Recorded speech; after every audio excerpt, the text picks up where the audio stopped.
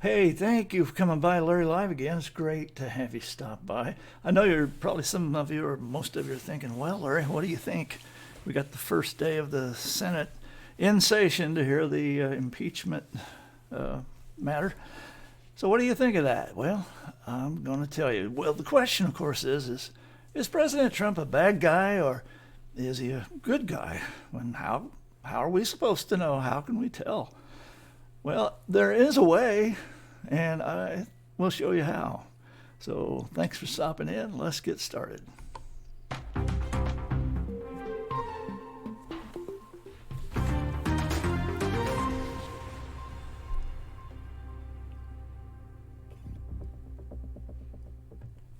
Well, thank you again for coming by Larry Live. And I want to tell you that right now, for just a moment, I'd like to take this whole thing out of the category of President Trump, good guy, bad guy, but just to back off. I'm a photographer of sorts. I like to do a lot of things.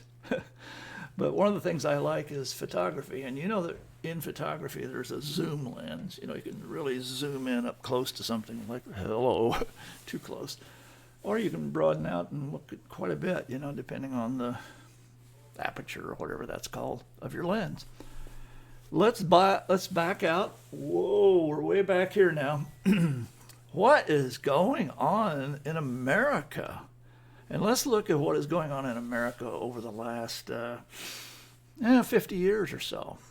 Well, what do you remember in the last 50 years before President Trump was ever elected? What do you remember? Well, I remember that they stopped having prayer in school after 170 years. I remember that there was a group of people called atheists who objected to their children saying prayers in school. I remember that there was a judge down in, I believe it was Alabama, who couldn't even have the Ten Commandments up in his own area where he was in his quarters or in his chamber. I remember things like that. I remember how godless communism came to be. Karl Marx, you know, and how in his philosophy or his ideology, he said one of the things we got to do is get rid of the Christian church, you know, religion in general, because it's an impediment to our success of attaining a utopian state where we will have social justice at last. You know, so I remember some of this. Now, this morning I was thinking about the concept of good guy, bad guy, and I thought, well, in history, if you go back in history and you look around, there are a lot of people out there that we have to make a decision about, because who are we going to believe? Who are we going to follow? Who do we think was a good person and who was a bad person? Who were the good guys and who were the bad guys? Back in seminary, I remember we had these conversations, and I do remember one of my professors in theology class talking about that. He said, you know, if there would just be some kind of a rule like the old black and white cowboy shows we used to watch on TV, the good guys always wore white hats, the bad guys always wore black hats, so you kind of knew just looking at the screen. And it doesn't work like that. Often the good guys pose as bad guys. No, that's not right. Often the bad guys pose as good guys. There, I said it right that time. Have you ever noticed that? As a matter of fact, Scott Peck, you know, The Road Less Traveled, that book, he wrote another book called Good and Evil, or something about evil, and maybe it was just evil. And in his book, he said that evil always poses as good. I thought that was pretty interesting coming from him. So anyway, this morning I was thinking about this good guy, bad guy thing, and in particular because of the Senate being in session and the leaders of the Democrat Party from the House of Representatives have come over with their charge that essentially, if you want to just put it in a nutshell, Trump's a bad guy. He's bad, bad, bad, bad, bad, bad. I've not heard the Democrats say anything positive about him.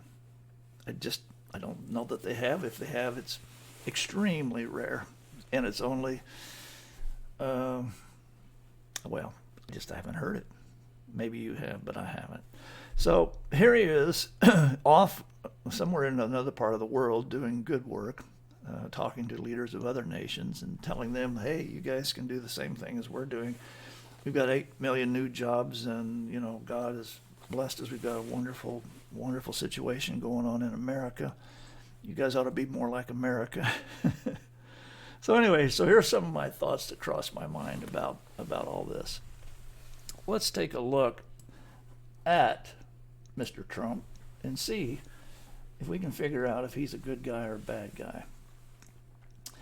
In order to do that, we're going to have to go back in time. And the first thing that I want us to do is I want us to remember a time. Maybe you've never had this experience. I have. When I had to let somebody out of the box I put them in. You know what I'm saying? I think I know somebody. I really don't know them, but I think I do. And if you were to ask me, well, who is this guy? What's this guy like? I would have a definition of that person. I have a perception of the person. It's not necessarily a true perception or an accurate perception, but it's my perception. So here I am, and I'm thinking, yeah, this guy's in this box, or she's in this box, and one particular man comes to mind. I'm not going to say who.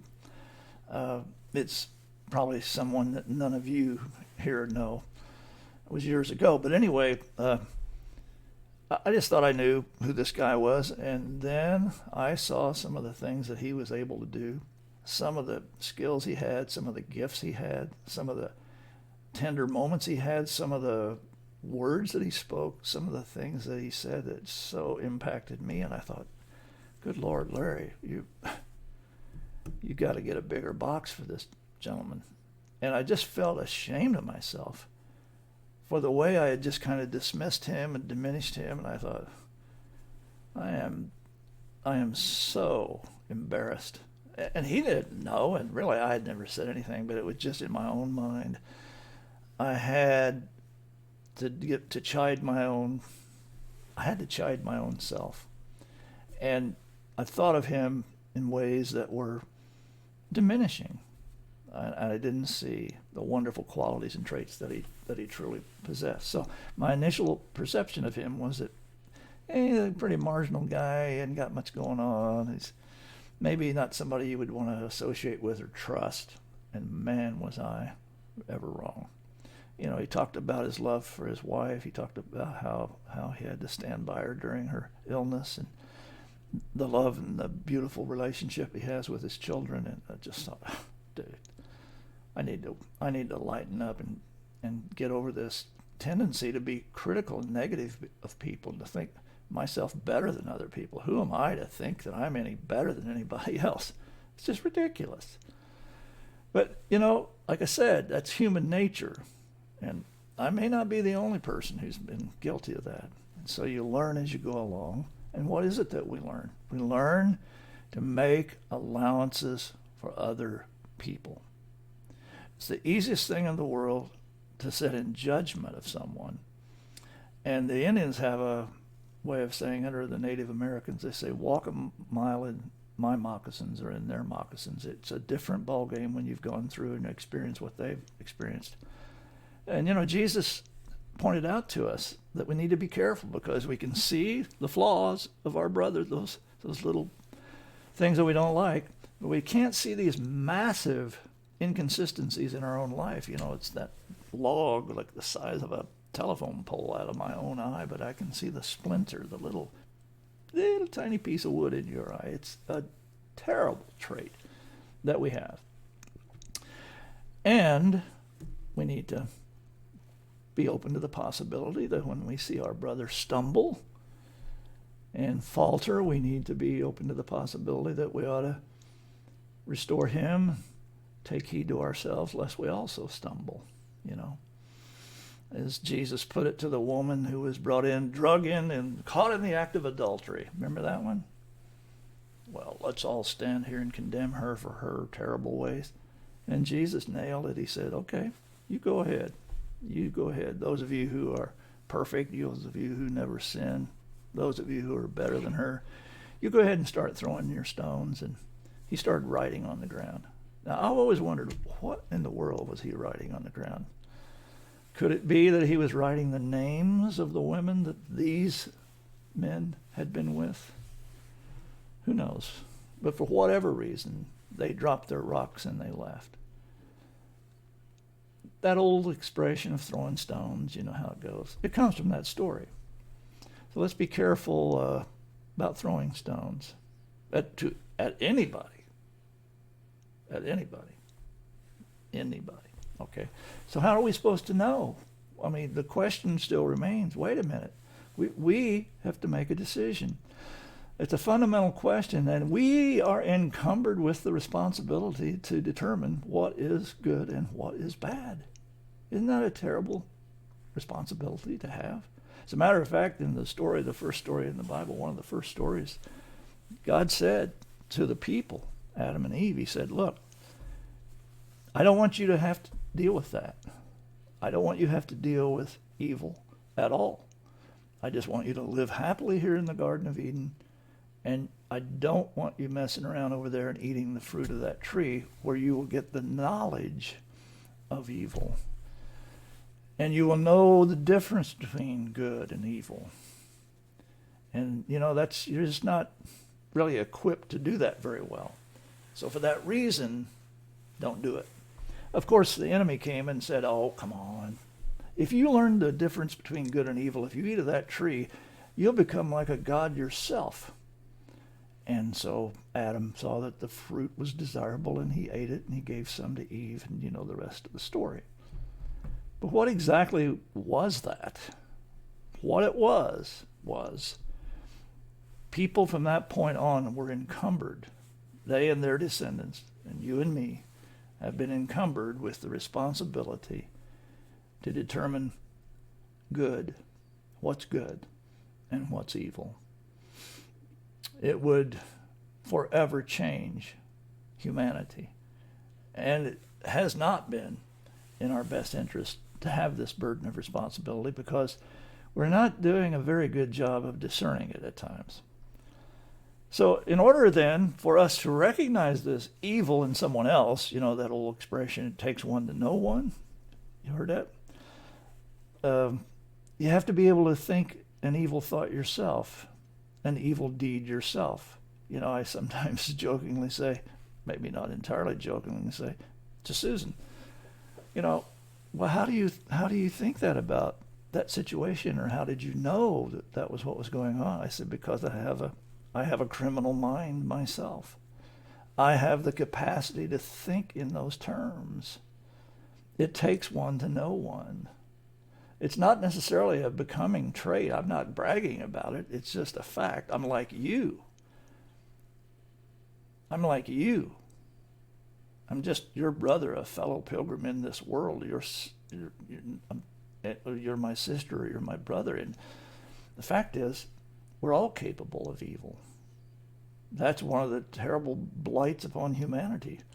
And we know evil when we see it, because we know that we might do that ourselves.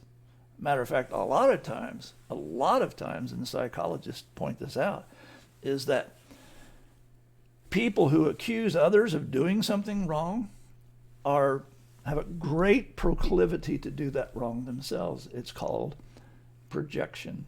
You heard of that? Projection? So if you look at the allegations that are being made, let's go back to the president for a moment. The allegations that are being made by the Democrat leadership, saying that he is a bad person, that he has done thus and so and thus and so. If you look at this a little more closely, what you will discover is that they are projecting to him the very things that they are disturbed about, and the very things that they're accusing him of are the things that they themselves have in fact done. And that is kind of a classic example. So I believe that in this classic battle that we're in here between literally good and evil, because I consider godlessness evil, and I say that because the scripture says every nation that forgets God will be turned into a living hell. And that's been proven again and again. Look at communism, where it was against the law for Christians to assemble. It was against the law for people to have, let alone read, a Bible. I remember as a youngster, we used to talk about we're going to try to get some Bibles together and see if we can smuggle them into Russia. Why would we need to smuggle them into Russia? Because it's against the law to have Bibles in Russia. And why is that? I didn't know. I was just a kid. I guess they don't allow Bible reading over there. I didn't know. But the reason was they wanted to set up a perfect world, a utopian world where there wasn't a church and there wasn't any faith and there wasn't a God. They said, we don't need anybody believing in God. What we want is everybody to be completely devoted to our ideas that the state, the government, is going to be your God. That's where you need to put your loyalty. And if you don't, then we may just execute you. Honestly, execute you. And there were literally tens of thousands and literally millions of people who died under that system of government. So when Donald Trump talks about, we're going to say Merry Christmas again, that's really more than just a clever little thing. What he's really saying is we're going to talk about Christ again, because that's what Christmas is. Merry Christmas. And I've heard President Trump say in his speeches, he reinforces the phrases that we have in our documents and in our pledge and so forth. He reinforces our motto, in God we trust, on all of our coins and our money. In God we trust. I've heard him say that we are going to recite the Pledge of Allegiance, one nation under God, indivisible. You know, I don't remember any president in recent memory who has given stronger witness to his support for the Judeo-Christian ethic. Can you think of somebody who actually talked about it? Really? I can't think of anybody who did. I mean, I'm not saying they weren't good people, but I just don't know how I would. I just haven't thought of anybody who brought it up like that, who emphasized it like that. I don't remember any president going, over to New York to talk to the United Nations and the leaders of the world about allowing the people in their countries to have religious liberty. But that's what President Trump did here just this last year. As I remember, I saw him do it. I heard what he said. I thought, whoa, I don't think I ever heard anybody else ever say that. I don't think I ever heard another president stand up for the rights of the unborn. No. I mean, talking out loud and saying, forcefully, that's wrong. Can you remember anybody that talked like that? President Trump has a number of different times. I've heard him say it. Most famously, I think when he had that last debate with Hillary Clinton, and he said, Hillary, it might be okay with you if right up to the moment of birth, you take that baby and tear it apart and kill it. That may be okay with you, but it's not all right with me. I thought, he just won the election right there. Because people in this country, whether you believe it or not, and whether the left wants to accept it or not, really don't approve of killing little babies. If you think about how barbaric that really is. And I know there are circumstances and so forth when an abortion at a very early time is something that people seek because of one reason or another. Well, that, of course, has been debated back and forth. There is a thing called contraception. Hello. There's also the pills that people can take that will keep you from having pregnancy. So why wait until the week of these late-term abortions are just partial births, just like literally ripping the arms and the limbs and the body of that little baby apart. It's barbaric. And President Trump is the only person I have ever heard say anything about it. So if he's a bad guy, then he's got that going for him, okay? So faith in God has political implications, and it's had for a long time. It's really nothing new. As a matter of fact, I pointed out here a while back that the Ten Commandments actually address that whole thing about God. The first 4 commandments are about God, and the last 6 are about your relationship with human beings. So you could say, well, that first part's about faith in God, and that second part is about political or societal matters. Now, Susan and I have 2 wonderful grandchildren. They're young adults, and they attend Liberty University out in Lynchburg, Virginia. That's a place where a lot of evangelical Christians go and frequent there. People that have been there are include the First Lady. That was great. She was there last fall. And other Christians, leaders, people of some notoriety, Candace Owens. Toby Mack is a graduate of that university. And he comes and does musical concerts there and so forth. But it's a place of sincere Christians. Jerry Falwell, the current president, is the son of the late Jerry Falwell, his father, who founded this university. It was back in July of 1976, I still remember this, that he organized a rally on Liberty Mountain, they call it, out in Lynchburg. It's a beautiful part of the country. If you haven't been out there, you should go sometime. And he had a rally. They had about 25,000 people show up at this rally. And at the rally, they sang patriotic songs, and they sang songs of faith. So as he launched that, it was the 200-year anniversary of the Declaration of Independence, 1976. So a patriotic theme with a religious fervor combined to really make a difference in the country. And what he was doing there was to awaken people to the importance of our faith as it pertains to our politics. And he became effective at it and has continued to this day. Liberty University still is a powerful voice for the evangelical Christian community and for the Judeo-Christian ethic. The biblical theme in the rallies that they had were based on 2 Chronicles, if my people who are called by my name will humble themselves and repent of their sins and call upon the name of the Lord, I will and seek my face and turn from their wicked ways. I will hear from heaven, and I will forgive them of their sins, and I will heal their land. So that's politics and religion at work in the past, and that's a good thing.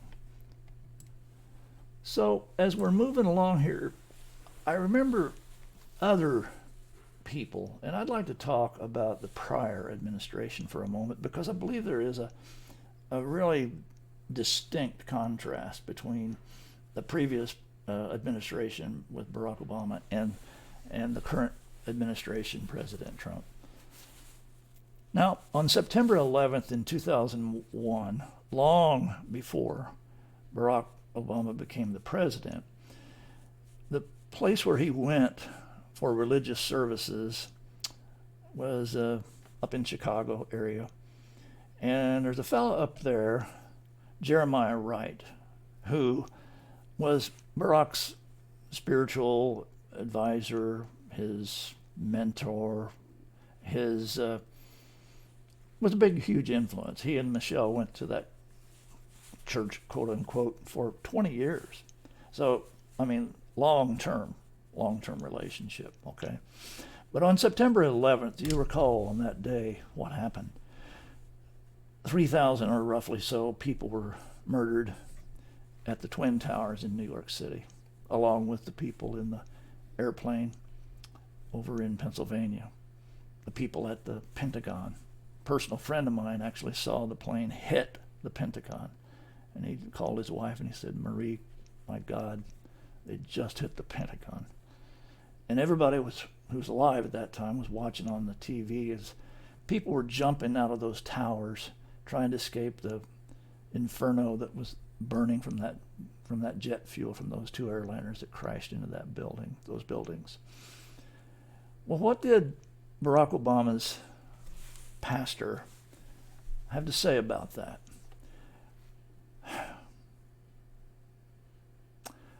This is almost unbelievable, but it is true.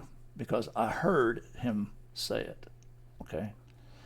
He said, in regard to the burning towers and the people jumping to their death, 3,000 innocent people from all walks of life. He said, not God bless America, but God damn America. And this was the advisor, the counselor, the influence on Barack Obama, 20 years worth. And Wright went on to say, America's chickens have come home to roost. This man, this Jeremiah Wright, made those declarations to the people of this country and the people that gather to hear him talk. And he said that as well to Barack Obama, who later became the president. And you have to ask yourself, what kind of a church is that? What kind of a preacher is that? Someone who would literally celebrate the death of those poor people jumping from those buildings, burned alive and crushed by those towers falling. That was Barack's spiritual mentor and advisor. Now I want to ask you a question. Was Jeremiah Wright a good guy or a bad guy? Obama was raised by zealous communists. Did you know this? Yeah. And what are the primary tenets of communism? The destruction of religion. Before becoming president, Barack spent his life being influenced by the radical leftist, the godless communists. Did you know this? He was actually trained and employed in a network that was created by a guy named Saul Alinsky. Saul Alinsky is the author of a book that's well known. It's called Rules for Radicals. Rules for Radicals is a book about how to overthrow the government and establish a new government, how to overturn the government of the United States or any place where free people live, and how that can be achieved. Here are the ways that you go about it. And I'm not going to enumerate what he said in the book, but I am going to mention that on the dedication page, people dedicate a book to a certain thing or a certain person. Saul Alinsky had dedicated his book to Lucifer, to Satan, to the devil. And he said that Lucifer was the first radical, the first rebel who established his own kingdom. And that makes you wonder, was Saul Alinsky a good guy or a bad guy? You decide. What do you think? Now, Obama, as a political collaborator and a close friend of his, was another interesting person. His name was William Ayers. And Mr. Ayers actually is a college professor. He teaches at the University of Illinois. At least he did. I don't know if he's still there on staff or not. But he was personally involved in bombings back in the 70s of the New York City Police Department headquarters. Did you know that? That a professor at the University of Illinois literally was involved in the bombing of the police headquarters in New York City? Are you kidding me? That can't be right? But it is. And this was a guy that was a good friend of and a close ally of and a friend of President Obama, who was to become later the president of the country. He was also involved in bombings at the Capitol building in Washington, D.C., and at the Pentagon in the early 70s. I'll ask you this. In your view of things and your perception of good and bad, you that have eaten of the tree, you think that maybe William Ayers is a good man, or would you consider him a bad guy? Is he a good guy or a bad guy? It's interesting how in November of 2008, just before the election, that then this young man who was under the influence of these people, made this statement. He said, we're 5 days away from fundamentally transforming the United States of America. Now, if Obama is as radical as his mentors were, then that call that he made, we're going to transform the United States of America, had to be in regard to the things that he had heard from them. So you're going to transform the fundamentals of this nation. The question arises then, well, what are they? We hold these truths to be self-evident, right? That God, our Creator, has endowed every person with certain inalienable rights, among them life, liberty, the pursuit of happiness. That God has created all men equal, as Dr. Martin Luther King pointed out. That's the fundamental. Those are the fundamentals. And if you're going to fundamentally transform the United States of America, it is based on the Judeo-Christian ethic. Barack Obama said later, well, America is not a Christian nation. But this ideology that Barack was influenced by is godless. It is godless. And that's not a pejorative word when I say godless. It's an accurate description of the ideology. The ideology unapologetically says we've got to get rid of religion. We've got to get the name of God off of the lips of the population. Okay? So think about these as we look at our nation today. The founding documents, the Declaration of Independence, talks about these rights that come to us from our Creator. And we've already heard the president, the former president, President Obama, attack us and people on the basis of their faith and their religion. And you say, well, Larry, how was that? During the presidential campaign, referring to working class people, many of whom had lost their job because of bad trade arrangements, and they were bitter and critical during Obama's. According to Obama, they were bitter and critical, and they were bitter clingers, and they were clinging to their guns and their religion. They had lost their jobs during the time of his first 4 years. And Barack said, he described them as bitter and clingers to their, clinging to what? Clinging to their religion, clinging to their guns. They have, and he went on to say, these people who cling to their Bibles and to their religion have an antipathy to people who are not like them. In other words, they're racist.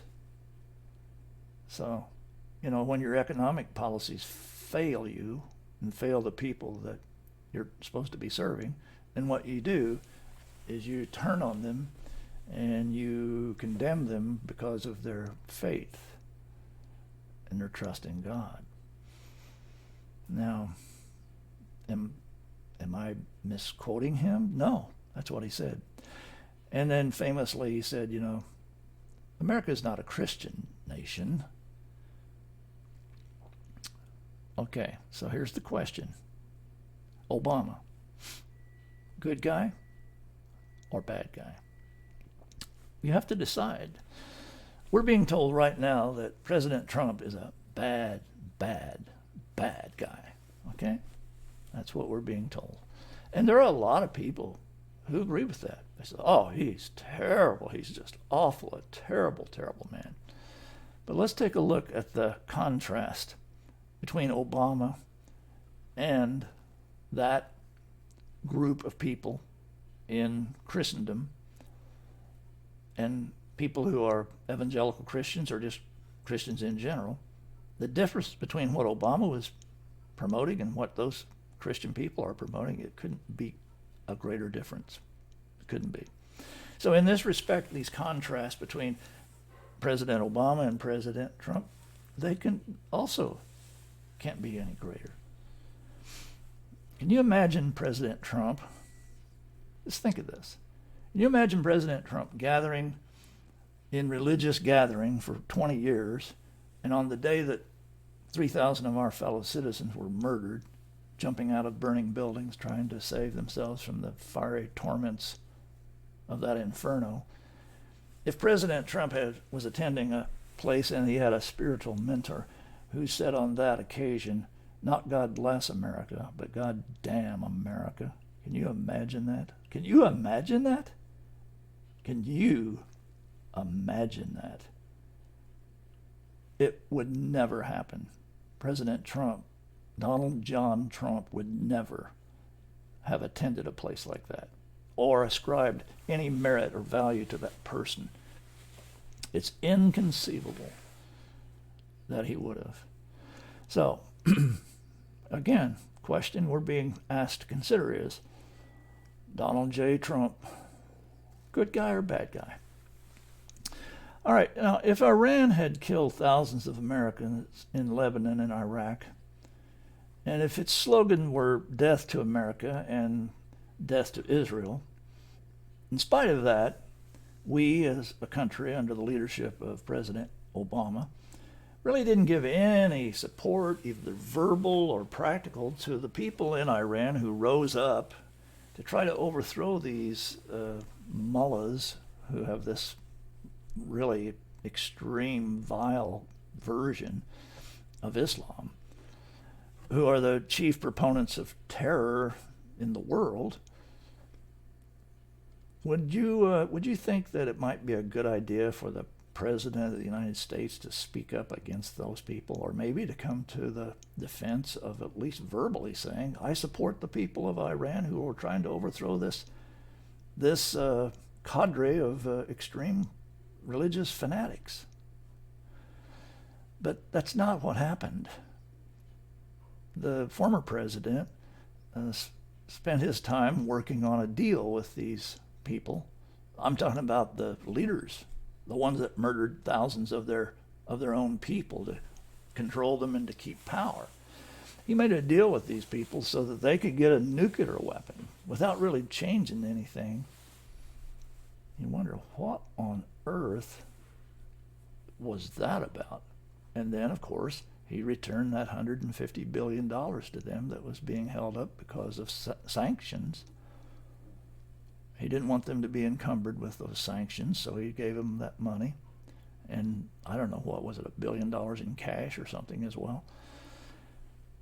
Now, I have a few things that guide me in my thinking, and I am not the smartest guy in the world by any means, but I do have some ideas based on the Bible, basically. And I'd like to just share a couple of things from that. These Bible stories are going to bring clarity to our thinking here. Now, there is a story about Jesus Christ in the Gospel of Luke. It's in chapter 4, I believe. And it is a place where when Jesus came into his home area, and he stood up in the synagogue, and he picked up the scroll, or he walked up to the scroll, and he read from the scroll. And he read a passage from Isaiah 61. The Spirit of the Lord is upon me. He has anointed me to preach the good news to the captives, liberation to the captives, the visitation of the Lord and the day of the Lord. And it goes on, and I could read it, but well, it won't take the time to do it all. Basically, Jesus read it and then walked away and went and sat down. And it says in the scriptures, in Luke, it says that all the eyes of the people were on him. And then Jesus said, today this scripture has been fulfilled in your hearing. And the commentary in Luke continues, and the people marveled at the wondrous things that fell from his lips, the words that fell from his lips. And so you see that there was a large response that said, wow, that is just, oh my goodness, that's wonderful. We're so blessed and fortunate to have Jesus here in our home community, and oh, what a blessing. I mean, you know, today the scripture is fulfilled in our hearing.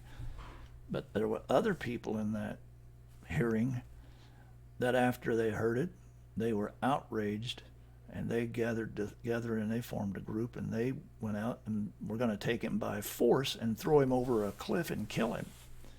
And that's all in the same story, all based on the same event. So it can show you right there when Jesus says, "Today the scripture is fulfilled in your hearing," that there were two diametrically opposed viewpoints on him. So which of the two groups would you have been in? Clearly from the story we can see that there are a lot of people that thought Jesus was great. Others who said, "He's terrible, we got to get rid of him."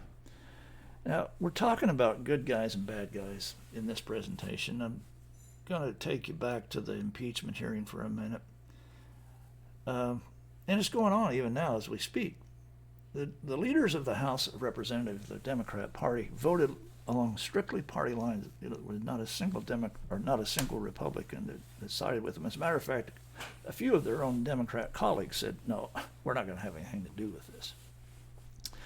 Because they didn't have a case, they can't find a crime to charge. I mean, that's after FBI investigations, House investigations, intelligence investigations, CIA, FBI, Robert Mueller, on and on, for years. I don't know if anybody could withstand that kind of inquiry. I mean, apparently the president has never done anything wrong. Did they ever find a parking ticket? Honest to God. So, but he should be removed from office because they don't like him. Now, why is it that they don't like him? They don't like him because he stands in the way of their ideology. It is Trump who's saying we're going to say Merry Christmas again. That is completely contrary to the direction the progressives want to take this country. We're trying to get rid of Jesus Christ, not have everybody talking about him. So you ask yourself the question, is a person who's promoting Christmas, who's encouraging people to reserve and preserve the sanctity of life, who wants us to be free, who wants us to have good jobs, and has brought 8 million new jobs to our country, the lowest unemployment in years and years, all these good things. Is he a bad guy? Or is he a good guy? Now, we don't know what the Senate's going to do, so we're going to be waiting to find out. But if anybody else can make a judgment about it, I guess probably we're as well equipped as anybody to do it. So here we go. I'd like to go back in history, and this is going to be fun because it won't take too long, but I just want to go back in history and bring up a few little examples. And you help me out here. We'll play a little good guy, bad guy game, okay? So here we go down history lane. Some of you guys are historians. Any historians out there? Okay, so let's go down memory lane here. Let's go back to the Battle of Corinth in 146 BC. What happened there was Roman army came in and conquered the city of Corinth. You know, these were the Greeks, the Romans against the Greeks. And when the Roman army conquered them, they killed all of the men in the city. And they put the children and the women into slavery. Now, when the Romans came and did that, would you consider them good guys or bad guys? Let's go back even a little further. Good guys in a struggle, okay? Good guys against the bad guys. Let's go back to Israel. When Israel came out of Egypt and they were crossing the Red Sea and they came into what is today Israel proper, there were people living there at the time. You realize that, right? And of course the stories in the Bible say, well, you're supposed to go in and possess this land. So when the Israelites came in, they did battle with the Amalekites and the Amorites and the Philistines and all the other ites that were there. So one of the famous stories in the Bible is that David, who became later the king of Israel, fought a giant Philistine named Goliath. Now, who was the good guy And who was the bad guy? Were the Israelites the good guys or the Philistines? Who was coming in to occupy that land? See what I'm saying? It isn't always crystal clear. Now, there was a struggle during Jesus' day between Jesus and the Pharisees. Was Jesus the good guy, or were the Pharisees the good guys? The Pharisees were the established religion of the city and of the country, and they said we've got to protect our country. We've got to protect our citizens. We need to protect our traditions and our faith in God. We don't need some outsider coming in here and somebody who's unqualified and doesn't even follow our regulations and our authorization process. I mean, this guy's a street preacher. What in the world? You people are losing your mind. We got to get rid of this man. Do you think they were operating out of good faith? That they earnestly and ardently believed what they were saying? They probably were. But were they good? Or were they bad? Just because you believe something doesn't mean that you're right. It doesn't mean that you're good. As a matter of fact, Jesus told us, he said, the day will come when the people who kill you will believe that they're doing God's work, that they're doing God a service. Well, the history of this country. The European settlers came, the pilgrims came, the various ones came from Europe, most of them fleeing religious persecution. And they came into this country, and there were people living here, Native Americans. Okay? Now, when the Europeans came, the Native Americans initially were welcoming to them. They actually saved their lives and kept them from starving to death. They were able to live amicably together and peacefully, but the more and more that the European people came, the less and less the people who lived here earlier could retain their own hunting grounds and their own territory. And the Revolutionary War was another example. Now, who were the good guys? The Europeans coming in or the Native Americans trying to protect their homeland?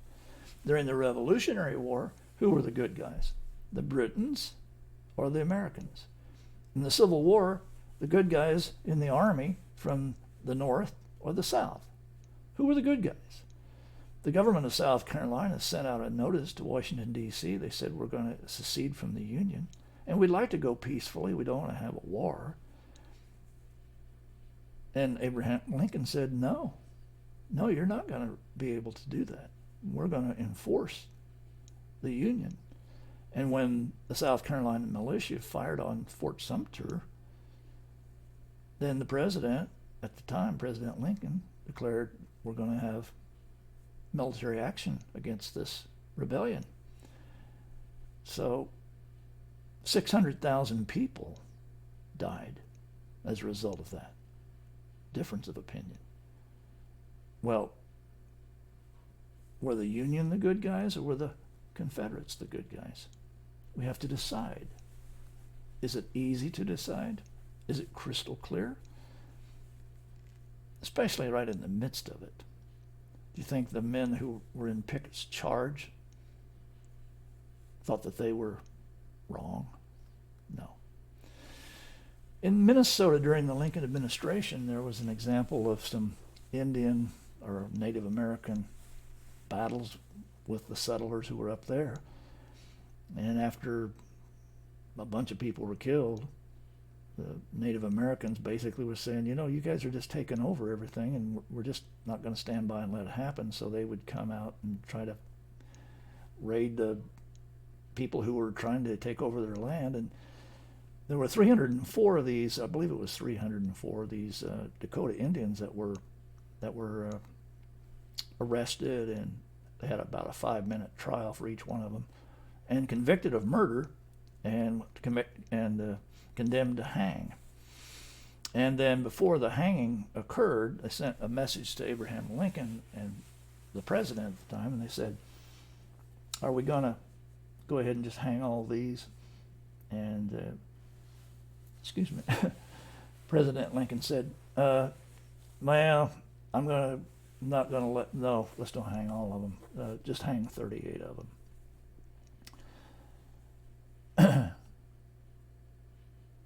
38 men hung for defending their homes. Good guy, bad guy. Were they good guys or bad guys?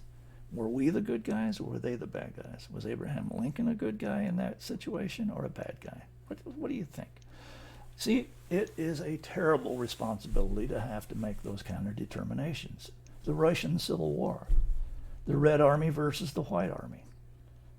The Red Army won. Did the good guys win or did the bad guys win? When Dr. Martin Luther King marched, there were divergent opinions about him. You talk about a divided opinion.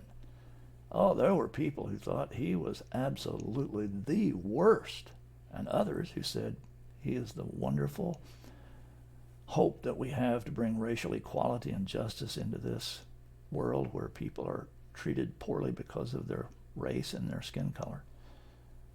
He was loved by many, but he was hated by many. The question then comes, was Dr. King a good guy or a bad guy? Depends on who you talk to. There were people, clergymen, fellow clergymen, who said to him, you shouldn't be doing this. You're causing trouble. You've come to Birmingham and you are going to go to jail, and rightfully so, because you are causing trouble. You need to just wait and take your time on this. And as a Christian minister, he sat down in Birmingham jail and he wrote his fellow clergyman a letter and he said, look, let me tell you why we can't wait. Were those fellow clergymen good guys or bad guys? Was Dr. King a good guy or a bad guy?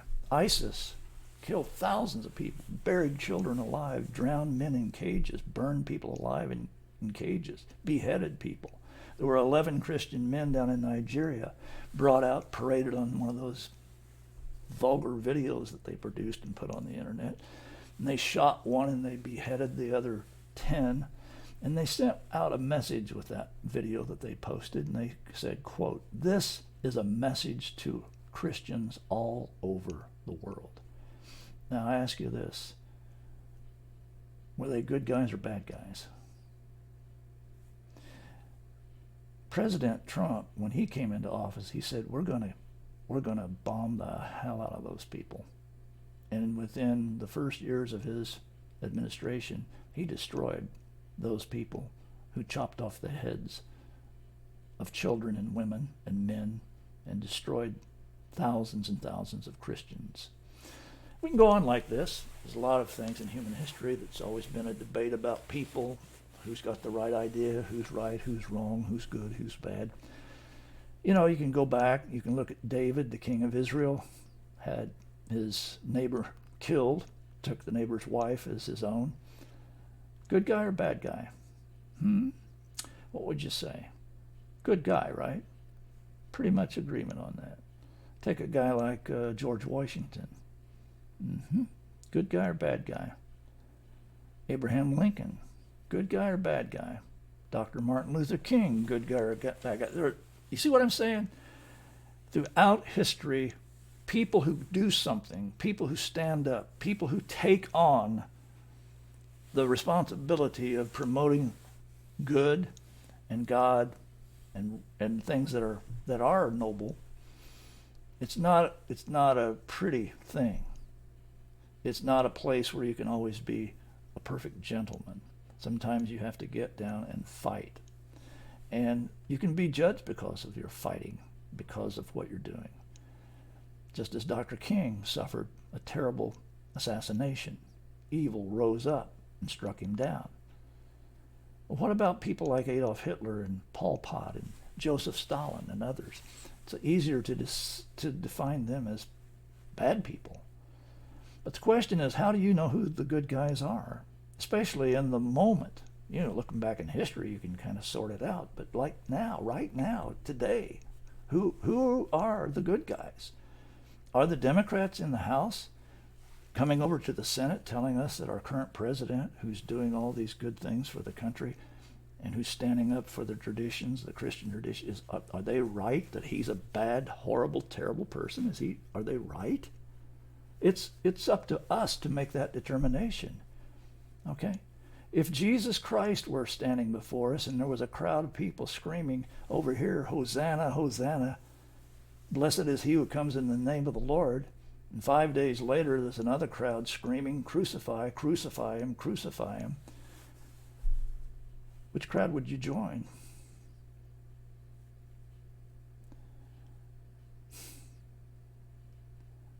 On and on I could go, but I need to conclude this. I am sure that President Trump is a good man. I've considered all the factors and I looked at it. I know about his shortcomings. I know about his flaws. But in my view, he is a good man. I believe, as Billy Graham believed, that God has raised him up for this time in the history of our country. He stands to defend the helpless, the most innocent and helpless among us, those little babies unborn. He mentions in his speeches that we, the people, are to trust in God. And he emphasizes the importance of remembering Jesus at Christmas time. He's created all these new jobs. Look at his family, his children. You don't raise kids like that if you're a bad person. Jesus put it this way. There's a very simple way to figure out who the good guys are. It's the fruit of what they produce. I'm asking you, if you have people who are telling you that the president is a bad person, to just weigh what they're saying and listen to their concern. But in your own mind, I'm asking you, you're going to have to decide this on your own, regardless of what other people say. Because there's a crowd over here yelling Hosanna, and there's another crowd over here yelling crucify. But how are you going to know? I think that one of the strongest things that Jesus gave us was, you'll know by the fruit. A poisonous tree cannot produce good fruit. A bad man cannot do what Donald Trump has done. It just isn't possible, according to Jesus Christ. Look at the people he surrounds himself with. Is there a more devout Christian in America than Mike Pence, his vice president? Just, for example, Ben Carson, a deeply devoted and dedicated Christian man. On and on. But that's what's going on. And it's a crying shame that these Democrat leaders, out of envy and I don't know what else, probably, yeah, I do know what else, out of an ideology that is godless, because they are sympathetic to Karl Marx and to that whole idea that we should live in a socialistic country, which is what communism and socialism is. That's why they don't like Donald Trump, because he stands in their way. And thank God that he does. So, Senate, do the right thing. And America, do the right thing. Thanks for listening. Love you all.